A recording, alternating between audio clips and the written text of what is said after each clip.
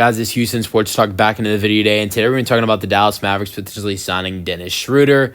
After the Dallas Mavericks signed Kyrie Irving to a 3-year, $119 million contract extension after he opted out his $43 million player option, Shams Charania said the Mavericks are expected to use their $5.7 million mid-level exception to target Chris Paul, Dennis Schröder, D'Angelo Russell, or Malcolm Brogdon as the point guard to come in and be the starter for the first 2.5 months of the season while Kyrie Irving is recovering from the torn ACL he suffered March 3rd, and then be just a really, important player for this Mavs team after Kyrie does come back.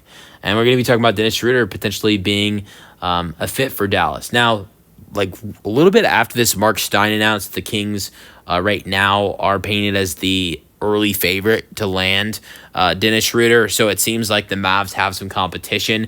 Maybe Brogdon, Paul, or Russell might be a more realistic target for, the Mavs potentially.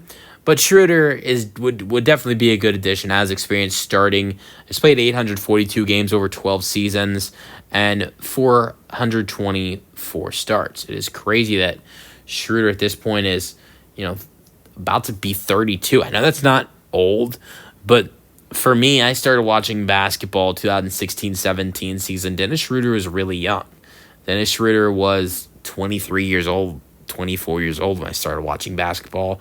Now he's 32, almost 32. So, but it was an up and down season for Schröder this year. He started off with Brooklyn, was playing really well, was shooting pretty solid from three as well, averaged 19 and almost 7, and was doing really well, but then goes to Golden State, didn't really mix well with Golden State and what they were doing, gets traded around a couple other times, ends up with Detroit, and a mix of deals through the Jimmy Butler trades, and he played really well with Detroit. He averaged, 11 points per game with a little bit over 5 assists per game, almost 3 rebounds per game, and just played well in the final 28 games of the regular season.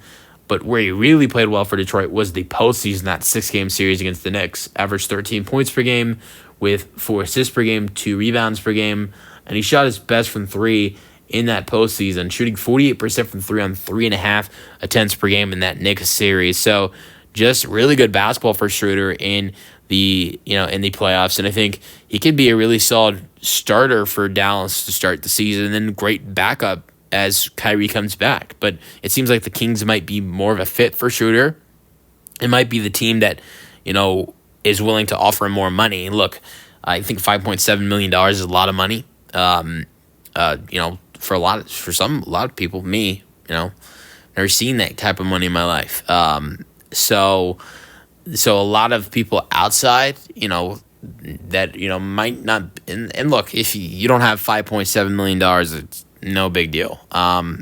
People, you can be wealthy with a lot less money. But for an NBA player, $5.7 million might not be enough for Dennis Schröder with the production he just gave with Detroit, during the postseason, and then what he did with Brooklyn before the trade to Golden State. You look at his numbers this year, you could say, oh, well, Golden State was just a really terrible fit, and you look how well he played with Detroit and Brooklyn, and it's just a completely different story for Dennis Schröder. And so I feel like with the Sacramento Kings, with knowing how much they right now want a point guard, and we know that is another team just like the Dallas Mavericks who want to bring in a point guard, are going to maybe be willing to give Dennis Schröder more than $5.7 million.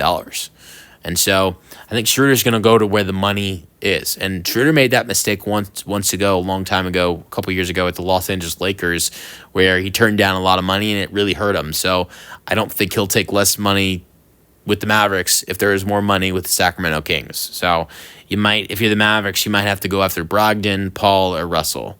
And now, same thing with Russell. I don't know if he'll take the $5.7 million mid-level exception. Chris Paul, Malcolm Brogdon might be the two guys that are better fits for Dallas financially, and two guys that easy to plug to the bench. Chris Paul did it with the Warriors not last year, but the year before that, and then Brogdon has done it a whole lot in his career, won Sixth Man of the Year a couple years ago with Boston. So let me know your thoughts on the potential signing for the Dallas Mavericks in the comment section, and peace out.